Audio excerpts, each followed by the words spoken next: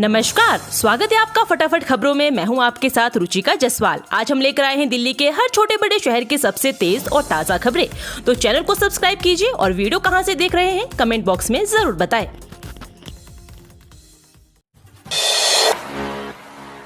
होली पर Delhi traffic police ने जारी की एडवाइजरी, वाहन चालकों को दी ये सलाह। होली के मौके पर अक्सर कुछ लोग हुड़दंग मचाते हैं, वहीं कुछ लोग काफी सावधानी के साथ वाहन चलाते हैं। दिल्ली ट्रैफिक पुलिस की ओर से होली के दिन वाहन चलाते हुए किन बातों का ध्यान रखें, इसकी जानकारी सोशल मीडिया पर दी है।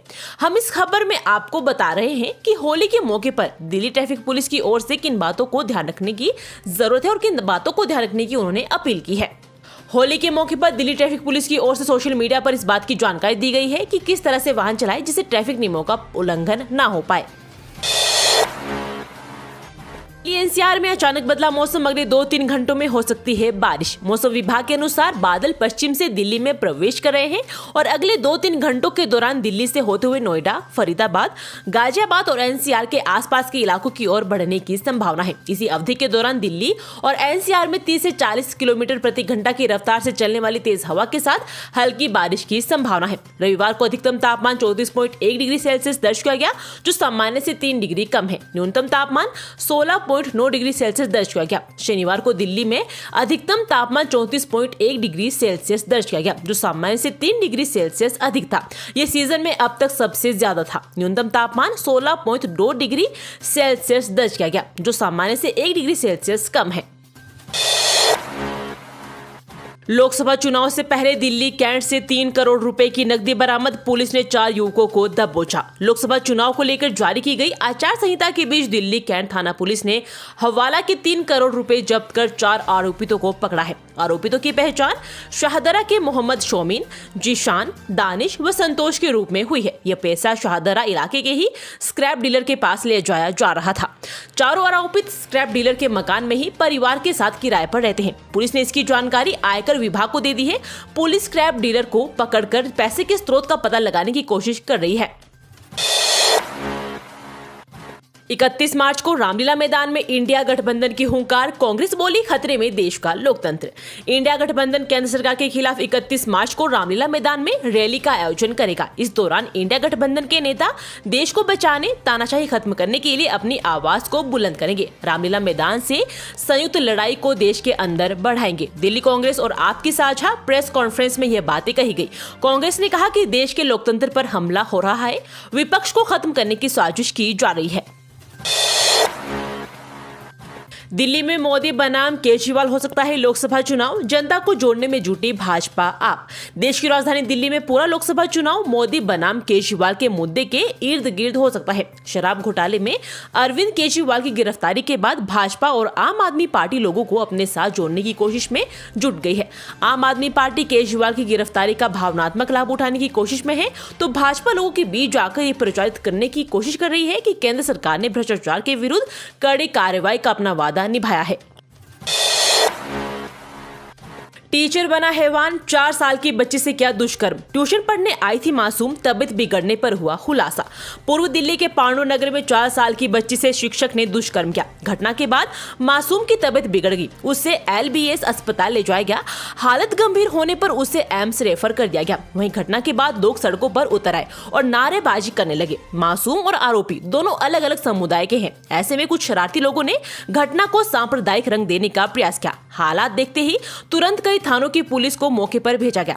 बाद में अर्धसैनिक बलों को भी तैनात कर दिया गया। इसके बाद मंडावली थाना पुलिस ने दुष्कर्म और पोक्सो की धाराओं में मामला दर्ज कर आरोपी को गिरफ्तार कर लिया। वोटिंग से 5 दिन पहले आयोग पहुंचाएगा पर्ची, वोटर गाइड में होगा पोलिंग स्टेशन का नक्शा।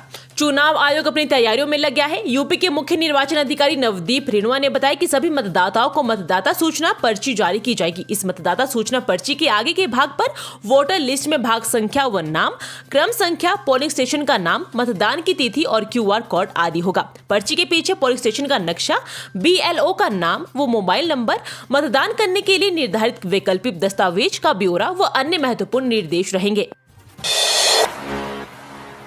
आपका दावा, भाजपा के खाते में गया पैसा। सामने आया मनी ट्रेल, जेपी नड्डा की गिरफ्तारी की मांग की। दिल्ली शराब घोटाले के करीब 60 करोड़ रुपए का मनी ट्रेल भाजपा के खाते में मिलने के बाद आम आदमी पार्टी ने भाजपा के राष्ट्रीय अध्यक्ष जेपी नड्डा की गिरफ्तारी की मांग की है। आप नेता आतिशी ने कहा कि इलेक्टोरल बॉन्ड की जानकारी सार्वजनिक होते ही भाजपा और शराब कारोबारी शरत रेड्डी के बीच मनी ट्रेल का लिंक देश की जनता के सामने आ गया है। दिल्ली शराब मामले में गिरफ्तारी से पहले शरत रेड्डी ने भाजपा को 4.5 करोड़ दिए थे और गिरफ्तारी के बाद 55 करोड़ रुपए दिए। फैक्ट्री में लगी भीषण आग, दमकल की 25 गाड़ियां पहुंची, 100 से ज्यादा फायर कर्मी बुझाने में जुटे। बाहरी दिल्ली के नरेला इलाके में DSIDC इंडस्ट्रियल एरिया में स्थित एक फैक्ट्री में भीषण आग लग गई। आग थोड़ी देर पहले लगी है और मौके पर अलग अलग फायर स्टेशन से आग बुझाने वाली आधा दर्जन से ज्यादा गाड़ियां रवाना कर दी गई है। आग बुझाने में अभी लंबा वक्त लग सकता है। Deputy chief fire officer SK दुआ सहित 100 से ज्यादा फायर कर्मियों की टीम मौके पर पहुंचकर आग बुझाने में जुट गई है।